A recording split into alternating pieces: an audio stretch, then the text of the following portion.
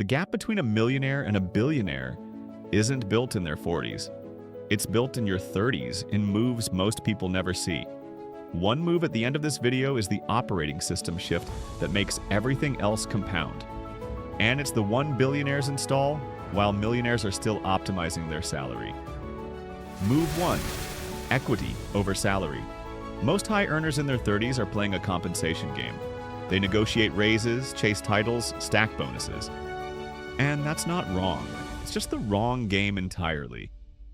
Billionaires in their 30s take less cash and grab ownership instead. The early executives at Amazon and Google didn't get rich because they had the best salaries in tech. They got rich because they took equity stakes when those companies were still ugly and uncertain, and then held on while everyone else was optimizing their W-2. Here's the math that makes this real. A $300,000 salary over 10 years, invested well, might build you $4 or $5 million. A 3% equity stake in a company that exits at $500 million hands you $15 million in one event. That's not a marginal difference. That's a different category of outcome. The salary path has a ceiling. The equity path doesn't. The catch is that equity only compounds if you know how to structure it. And that's exactly where the second move comes in. Move 2. Buying cash-flowing assets before they're famous. Billionaires in their 30s aren't waiting for the glamorous deal. They're buying boring, profitable businesses that millionaires scroll past because there's no story to tell at dinner about it. A business doing $250,000 a year in net profit, bought with seller financing, where the seller carries the note because their alternative is shutting the whole thing down, generates real income from day one. You don't need a war chest, you need a structure. Millionaires in their 30s are maxing their 401 and buying index funds. That's genuinely solid. But there's a ceiling on that path too. A 401 is a retirement account. It's designed to stop working at a finish line. A cash-flowing asset you own is a machine that runs whether you show up or not. The difference isn't discipline. It's what you're building the discipline around. And here's the thing. The best assets at this level rarely show up on a public listing, which means owning the asset is step 1. But billionaires also control who gets access to the next deal, and that's a completely different kind of ownership. Move 3. Building proprietary deal flow. This is the one that separates the people who do one good deal from the people who do 20. Billionaires in their 30s are not waiting for their financial advisor to call them with an opportunity. They are inside the room where opportunities are born. The majority of transactions at the billionaire level, real estate, private equity, early-stage companies, never touch a public marketplace. They move through relationships, they move through trust. The practical version of this in your 30s looks like taking a board seat at a small company, even unpaid. It looks like an advisory role at a startup in exchange for a small equity slice. It looks like putting a modest amount into a small fund as an LP, not for the return on that check, but for the visibility into every deal that fund sees. You are buying a window, not just a position. If you're still here, you already think differently than most people your age. Most people will hear this and nod. A smaller group will actually map out which of these 3 moves they can start this year. That's the group that closes the gap. But none of these ownership moves matter if you're still thinking in years instead of decades. And that's the operating system billionaires install next. Equity stake or cash flowing asset. Which of those 2 moves feels more realistic for where you're at right now? Drop your answer in the comments below, because the next move is what ties both of them together. And it's the one most people completely overlook. But restructuring ownership only works if you've restructured how you think about time. And that's where most people in their 30s are running the wrong clock entirely. Most millionaires in their 30s are planning for retirement, a finish line. They're asking, when can I stop?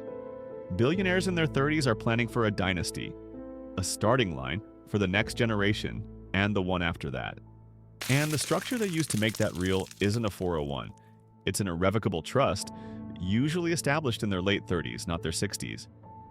Here's what a dynasty trust actually does in plain language. It removes assets from the estate tax system entirely. It lets compounding run for 100 years or more without the government taking a cut at every generational handoff. A millionaire's retirement account gets taxed when it's inherited. A properly structured trust doesn't. That gap, not the rate of return, not the asset selection, the tax drag at every handoff, is one of the most underestimated wealth destroyers that almost nobody in their 30s is thinking about. Billionaires are thinking about it at 38. Most millionaires discover it at 62 when half the compounding window is already gone. The move isn't complicated. The timing is everything. But restructuring time only works if you've already restructured your tax rate. And that's the move most people in their 30s have genuinely never heard of. Carried interest and tax structure aren't loopholes. They're a different tax code entirely. Billionaires in their 30s don't earn income the way you do.